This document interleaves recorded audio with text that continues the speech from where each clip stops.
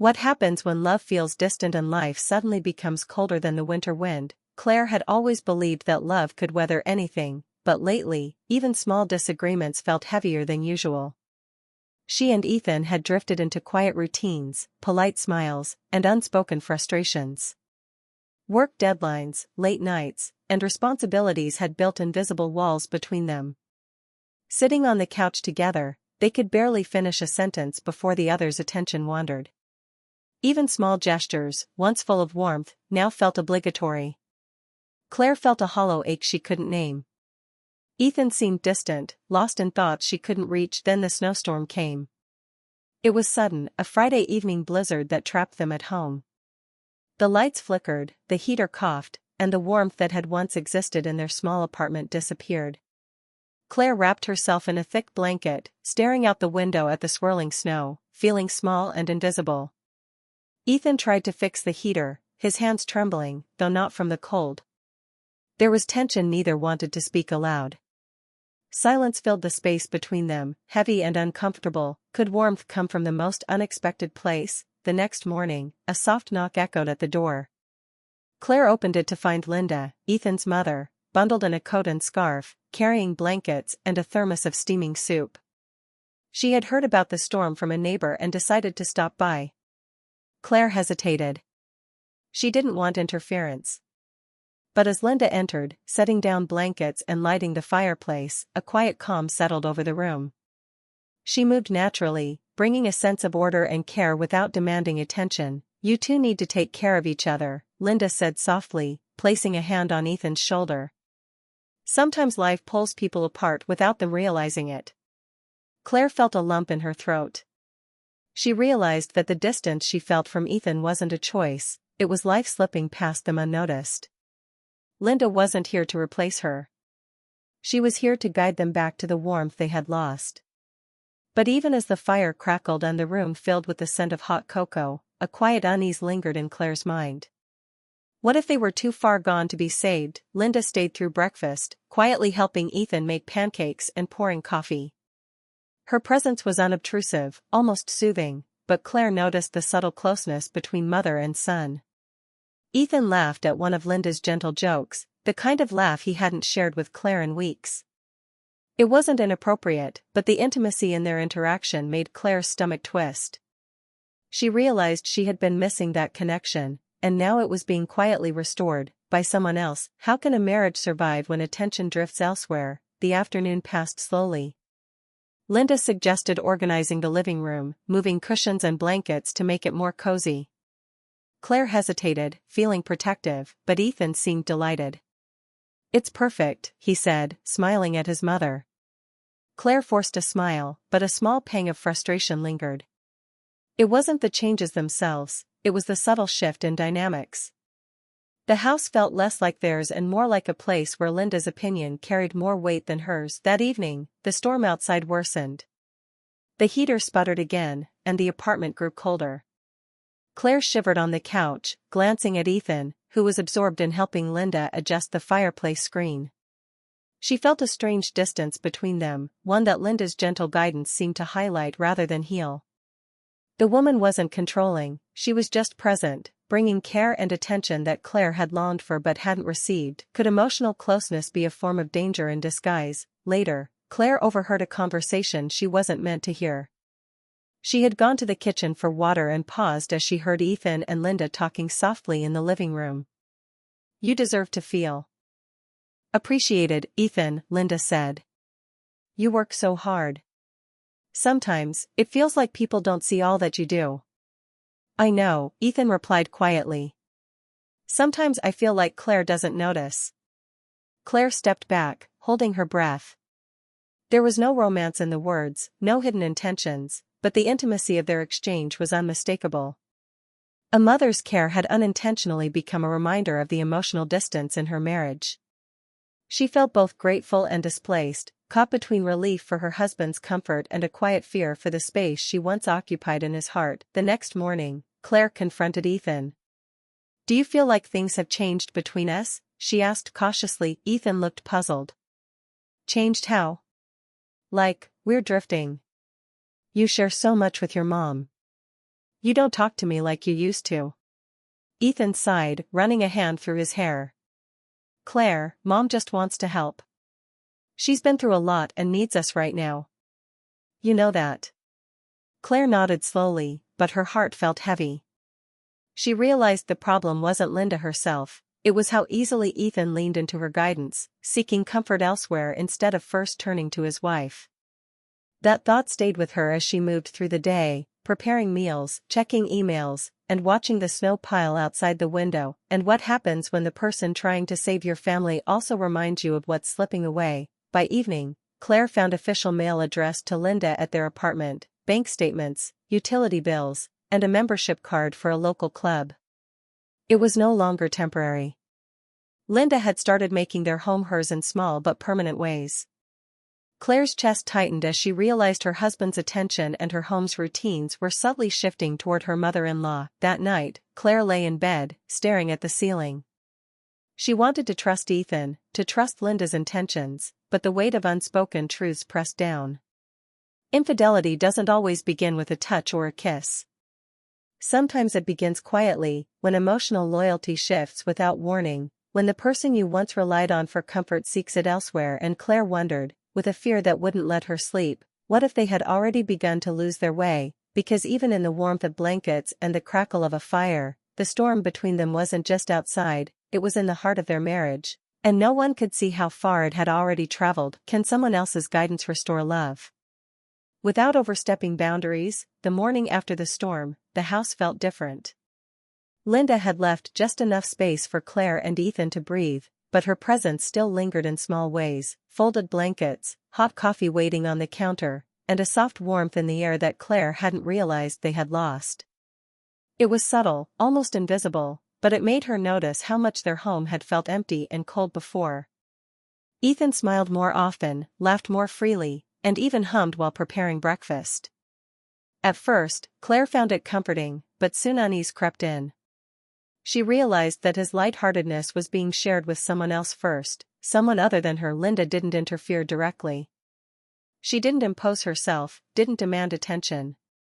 Instead, she offered gentle gestures, a suggestion to move the couch for better light, a reminder to layer blankets on the bed, a note about what groceries they might need. She also subtly encouraged Ethan to talk about his work, his worries, and his stresses. Claire watched him lean in, nod, and respond in ways he hadn't with her in months. The intimacy wasn't inappropriate, but it was undeniable. Ethan's mother understood him in ways Claire felt forgotten. Could emotional support from another person be both a comfort and a threat? One evening, Linda invited Claire and Ethan to help her bake cookies in the kitchen. At first, Claire resisted. She didn't want to feel like a student in her own house. But as they worked side by side, Claire noticed Ethan laughing, relaxed, and playful. She even caught him stealing a taste of cookie dough from her hand, grinning like he hadn't in months. For a moment, Claire remembered the early days of their marriage, the small touches, shared jokes, easy comfort. She realized how much she had missed him. Linda quietly excused herself midway, leaving them alone in the kitchen. Claire watched Ethan closely. "I forgot how fun this can be," he said, a small, genuine smile on his face. "I missed this too," Claire replied softly.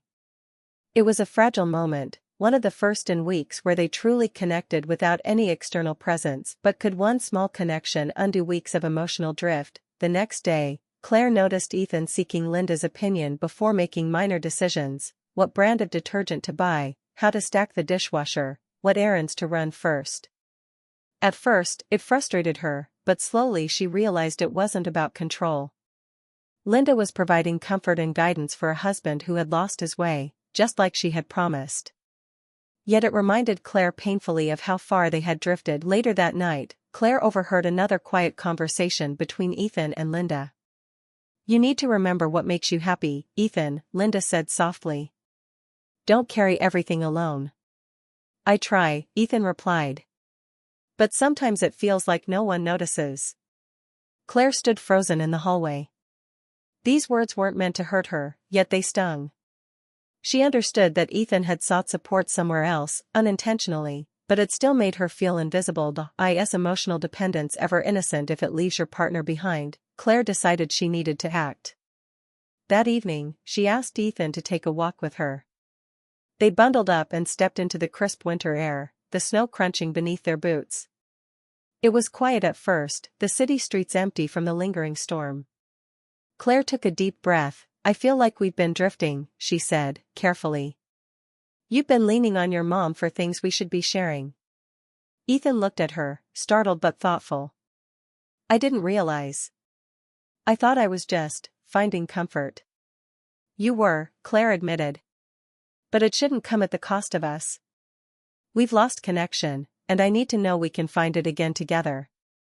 Ethan nodded, his expression softening. I don't want to drift away from you. It was a small acknowledgement, but a powerful one. They walked in silence for a few minutes, letting the words settle between them. Claire felt a flicker of hope, though the tension remained. Rebuilding trust and closeness wasn't instantaneous, it required awareness, effort, and time. Can love survive when emotional loyalty shifts quietly? Over the next few days, Claire began to notice subtle changes in Ethan. He paused before calling his mother for advice, asking her opinion first. He sought her hand when making decisions together, and he smiled at her with genuine warmth. Yet, at the same time, she was hyper-aware of Linda's presence, the way her mother-in-law's guidance had created a space for closeness with Ethan. It was comforting and unnerving at one point one afternoon. Claire found herself helping Ethan clear the snow from the driveway. They laughed as snow fell on their coats, their breath visible in the cold air. For the first time in weeks, Claire felt him fully present. She realized that warmth could return, not because of external guidance alone, but because they were choosing to be present for each other again. But could they trust themselves to maintain this connection? That night, as they settled by the fireplace, Ethan held Claire's hand and said quietly, I forgot how much I needed this, us. Claire smiled softly. It's here now. We just need to keep it. Linda quietly left the room, her role shifting from guide to observer. She had done what she came to do. She had reminded them of the emotional space they shared, the bond they had allowed to fray, and how to rebuild it. Her subtle influence had sparked awareness, but now it was up to the couple to nurture what remained. As Claire lay in bed that night, she realized something important. Emotional loyalty could drift quietly, and sometimes the person helping isn't replacing, but reflecting the gap that exists. She understood that healing would take time, patience, and effort, but it was possible. The snowstorm outside had ended, but the storm inside their marriage had only begun to settle. Could they reclaim what they had lost, or would the distance remain? Claire didn't know the answer yet. But for the first time in weeks, she felt a spark of hope. They weren't alone anymore. They had been reminded of warmth, guidance, and presence, and for the first time in a long time, they could choose to hold on to it. The question remained, would they choose each other over the subtle comfort that had come from someone else? And that uncertainty lingered, soft but persistent, as the house settled into quiet night, the snow outside melting into slow streams under the streetlights. Can love be rescued when it feels almost forgotten? The days after the storm began to feel lighter. Linda's presence had shifted subtly from urgent guidance to quiet observation. She didn't hover or push anymore. Instead, she allowed Claire and Ethan the space to reconnect while still being nearby if they faltered. The house no longer felt like hers, it felt like a bridge between the couple and the warmth they had been missing. Claire noticed small changes in Ethan. He looked at her differently, paused to listen, and even asked her opinion before making minor decisions, something he hadn't done in months. One chilly morning, Claire found Ethan in the kitchen trying to make breakfast alone. He smiled sheepishly. I didn't want to bother you, he said. But she could see he wanted her attention. Claire moved closer, helping him flip pancakes and stirring eggs. They laughed over spilled milk and flour on the counter. For the first time in weeks, their home felt alive. It wasn't a dramatic gesture, but it was enough to remind them of what had been lost. Could small moments bring back what once seemed impossible? Linda, as always, was nearby but invisible. She arranged the firewood, tidied the counters, and quietly let them have these moments alone. She never intruded. Instead, she offered quiet encouragement when needed. On one evening, she suggested they play a board game for fun, and while Ethan and Claire laughed over competitive moves, she quietly left the room, sensing the moment belonged to them. Claire realized that this was exactly what had been missing, Ethan's attention and care without any interference. That night, Claire and Ethan sat together by the fire, their shoulders brushing. The warmth was more than physical, it was emotional. Ethan took her hand gently. "I forgot how it feels to really be with you," he whispered. Claire looked into his eyes and saw sincerity, a reflection of love she hadn't seen in weeks. She squeezed his hand in response, letting the tension melt slowly from her chest. But could these moments truly repair weeks of distance? The next morning, Claire noticed Ethan hesitating before calling his mother for advice. Previously, he would reach for Linda's guidance for every minor decision. Now, he paused, thinking first of Claire. That small pause symbolized more than practicality, it was a conscious choice to prioritize their connection. Claire's heart lifted. The subtle shift felt like a sign that emotional loyalty was returning. Later, as they shoveled the remaining snow from the driveway together, Ethan laughed freely, joking about slipping and sliding on the icy patches. Claire matched his laughter, feeling light in a way she hadn't in months. For a moment, the past struggles felt distant. They were present, fully, with each other. Even the cold couldn't diminish the warmth they were rebuilding. Could this fragile reconnection survive external influence? Linda watched quietly from the doorway, noticing the spark reigniting between them. She understood the importance of stepping back. She had done her part, reminding them of their bond and offering subtle guidance, but now the work of healing belonged to Claire and Ethan. She smiled softly, satisfied that they were rediscovering each other. That evening, Ethan suggested they take a walk to enjoy the quiet streets after the storm. They bundled up and stepped outside, the snow glistening under the streetlights. The air was crisp, and the city seemed peaceful. Claire felt a closeness she had missed, the kind that comes from shared experiences, small laughter, and gentle conversation. "I've been missing this," Ethan admitted, glancing at her. "I didn't realize how far I drifted." "I've missed it too," Claire replied. Her voice was soft but steady. "But we can find it again if we try." Ethan nodded. "We will." Is rebuilding love harder than creating it in the first place? When they returned home, the house felt calmer, almost welcoming in a way it hadn't before. Claire noticed small signs of their effort. Ethan had tidied up the living room, stacked the blankets neatly, and even prepared hot tea for both of them. These weren't grand gestures, but they were deliberate acts of care. Each moment reminded Claire that love could be rekindled, even after emotional distance. That night, they cuddled on the couch, sharing a quiet comfort. Ethan's hand rested on hers, fingers entwined. The fire crackled softly, shadows dancing on the walls. Claire realized that the hardest part wasn't just restoring intimacy, it was trusting each other again after so much unspoken tension. But the choice to be present, to communicate, and to laugh together was a step toward healing. Could the past mistakes return to disrupt what they were building? Claire knew that Linda's presence had been a catalyst, but the true challenge would come in maintaining the connection without external guidance. She looked at Ethan and saw a man who wanted to choose her, and she knew she needed to reciprocate. Love wasn't passive. It required attention, effort, and emotional courage. Days passed, and their home began to feel alive again. Breakfasts were shared with conversation rather than silence. Ethan asked about Claire's work, her friends, and her day-to-day life. They laughed over small mishaps in the kitchen, shared chores, and even planned a weekend outing together.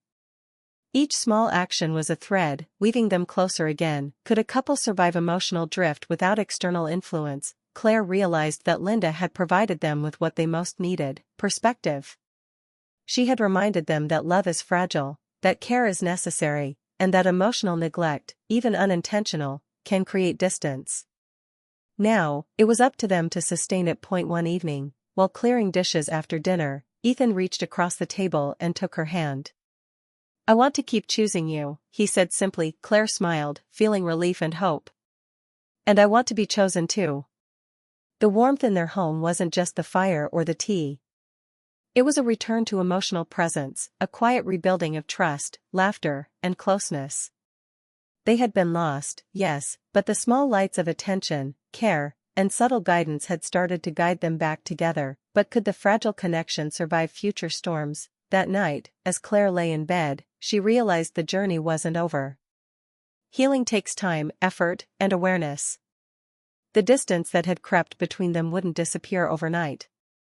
Yet, for the first time in weeks, she felt hope that love could be restored, hope that trust could return, and hope that warmth could once again fill their home, because sometimes, love is not lost, it is simply waiting for someone to light the path home. Can a marriage survive when it almost lost its way? The days after the snowstorm were quiet, but in that quiet, Claire and Ethan discovered something important. Love doesn't vanish overnight, but it needs attention to stay alive.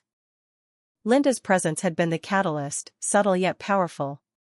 She had reminded them how to connect, how to care, and how to hold each other's hearts gently. But now, it was up to them to sustain it. The house felt lighter, warmer, not because of the fire, the blankets, or the snow outside, but because the emotional warmth had returned between them. One morning, Ethan came into the kitchen while Claire brewed coffee. He wrapped his arms around her from behind, resting his chin on her shoulder. "I've been thinking," he said quietly, "we need to make this a habit. Not just these moments, but all the little ones. Because I don't want to drift again." Claire smiled softly, feeling a flutter in her chest she hadn't felt in months. "Me neither. I want us to stay present with each other. To choose each other every day." The words were simple, but they carried weight. Weeks of quiet reflection, observation, and subtle guidance had built a foundation for something stronger. They didn't need grand gestures to prove love, they needed consistency, attention, and emotional honesty. Could small actions really rebuild a marriage? Over the next few days, the couple focused on routines that had been neglected. Breakfasts were shared with conversation, not hurried bites or silence. They planned small outings, a walk in the park, grocery runs together, even a visit to a local cafe. Ethan asked about Claire's day with genuine curiosity. He listened to her stories, laughed at her jokes, and shared his own thoughts without deflecting. Every moment felt intentional. Claire noticed subtle changes in herself too. She stopped expecting Ethan to read her mind and began expressing her feelings openly. "I feel distant when you go to Mom first," she admitted one afternoon. Ethan nodded, taking her hand gently. "I see that now. I want to change that. You come first." Even Linda noticed the shift. She came over one evening, but this time, the energy in the house was different.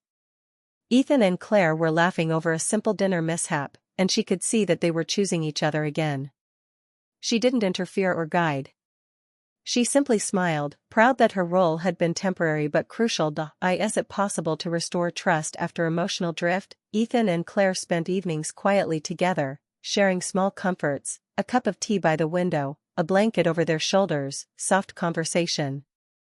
They started revisiting old hobbies, like cooking together, solving puzzles, or watching favorite shows. Every act, no matter how small, reinforced their bond. The trust they had felt slipping away slowly returned, built on awareness and choice rather than external pressure. One night, after clearing the dishes, Ethan pulled Claire close. "I forgot how much I need you. How much I want this, us," he whispered. Claire rested her head on his shoulder. "I've missed this too. But I feel it now. We're here." The house felt warmer than it had in months. It wasn't just the fire or the lighting, it was the emotional presence, the deliberate choice to prioritize each other.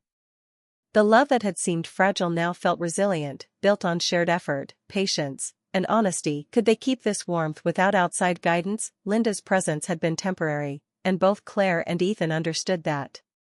She had acted as a mirror, reflecting what they had lost and how to find it again. Now, it was up to the couple to maintain it themselves. Ethan started setting boundaries gently with his mother, making it clear that while her advice was appreciated, their marriage came first. Claire supported him, recognizing that Linda had been well-intentioned but that their emotional priority needed to return to their own relationship. One weekend, they invited Linda over for coffee, not because they needed her, but to show gratitude. The conversation was warm, full of shared stories and laughter, but the boundaries were clear. Claire realized that love could be nurtured with external support, but it thrived when choices were made. Between partners, can a marriage survive emotional mistakes and still grow stronger? As winter slowly melted into spring, the couple continued rebuilding. Small routines became habits. Ethan left work earlier to spend evenings with Claire. They shared breakfasts, did errands together, and even planned future trips. Every shared activity was a reminder of their bond. The emotional distance that had grown over months was now replaced with closeness, laughter, and shared vulnerability. Claire reflected on what had happened. They hadn't been unfaithful in the traditional sense, there had been no secrets, no lies, but emotional drift can sometimes feel just as sharp as betrayal. They had allowed distance to grow, unintentionally, and it had taken intervention and awareness to bring them back. But now, they were stronger. They had learned to communicate, trust, and choose each other intentionally. Could love survive if they remained mindful and present? Ethan reached across the table one evening, taking Claire's hand. "Thank you for fighting for us," he said, eyes soft and sincere. Claire smiled, feeling tears she didn't try to hold back. "Thank you for choosing us," she replied. For the first time in months, they felt truly safe and warm, not just in the home Linda had helped stabilize, but within their hearts. The snowstorm had passed, and with it came clarity. They realized that sometimes love is tested not by dramatic betrayals, but by subtle neglect, emotional drift, and moments of unintentional distance. Now, they had the tools to survive future storms: awareness, patience, communication, and the courage to prioritize each other. Claire rested her head on Ethan's shoulder as they watched the city lights glow softly outside their window. For the first time, she felt completely at peace, because while they had lost their way, they had been reminded of how to find warmth, safety, and connection, not from the hands of others, but from each other. And that was the love worth holding on to. Even when storms return, they now knew how to face them together.